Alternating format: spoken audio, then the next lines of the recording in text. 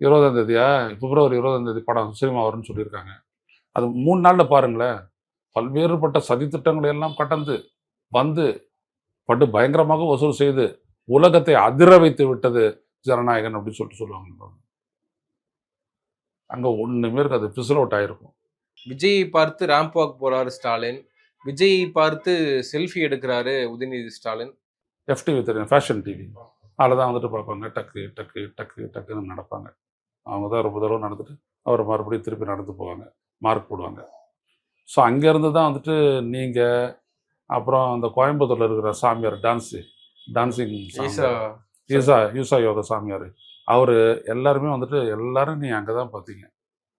அந்த அழகு போட்டியில் வைக்கிறாங்க இல்லையா, ஃபேஷன் பரேட் வைக்கிறாங்க இல்லையா, அதுலேருந்து தான் நீங்களே அந்த ரேம்ப் வாக்கிங்கிறதே கற்றுக்கிட்டீங்க. அதனால் ஏதோ நீங்கள் தான் ரேம்ப் அப்படின்றத முன்னாடி கண்டுபிடிச்சி இப்படி ரேம்ப் போடணும் ஒரு என்ஜினியரிங் கண்டுபிடிச்ச மாதிரிலாம்.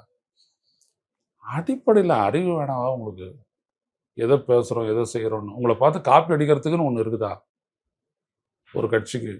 இல்லை, முதலமைச்சர் ஏன் அவ்வளோ சிரமப்பட்டு ரேம்பாக் அவ்வளோ தூரம் நடந்து வரணும்? ஏன் அவ்வளோ தூரம் வந்து திடீர்னு தொண்டர்கள் யாராவது ஏதாவது தூக்கி எரிஞ்சிட்டாங்க என்ன பண்ணுறது?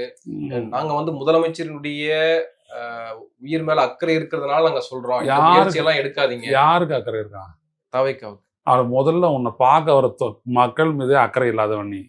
கூட்டுட்டு ஓடி வந்த கூட்டணி 70 நாட்கள் எல்லாரும் ஃபோனை ஆஃப் பண்ணிட்டு ஒரு பிளேடு கூட வந்து வெளியில் வாங்கி சரைக்கிறதுக்கு கூட வக்கில் அதை படுத்துட்டோன்னு நீங்கள் யாரா அக்கறையெல்லாம் படுறதுக்கு? உங்களுக்கு ஏதாவது அறிவு இருக்குதா உங்களுக்கு? அவர் எப்படி நடந்து வந்தார் பார்த்தியா? உங்களாட்ட சுற்றிலும் ஒரு பவுன்சர்ஸ் நடுவில் அப்படியே பம்மிக்கிட்டு பதுங்கிட்ட வந்தார். அவர் ஜெயண்ட்டாக நடந்து போயிட்டு வந்தார். அவ்வளோதானே. உங்களுக்கு என்ன கஷ்டம் அப்படின்னோம்னா வந்துட்டு ஸ்டாலின் அப்படின்றவர் ஒரு நாளும் ஒரு மக்கள் சந்திப்பு நடத்துகிறாரு, பேசுகிறாரு, என்ன சாதனை என்ன குறிக்கோள் எதை நோக்கி அப்படின்றதெல்லாம் சொல்கிறாரு. இதெல்லாம் செய்தியாக போயிட்டுருக்கு. இதை உடைக்கக்கூடிய அருகதை அந்த அளவுக்கான திறன், அரசியல் திறன் யாருக்குமே இல்லை. பெருசாக முயற்சிக்கிறவர் எடப்பாடி பழனிசாமி தான்.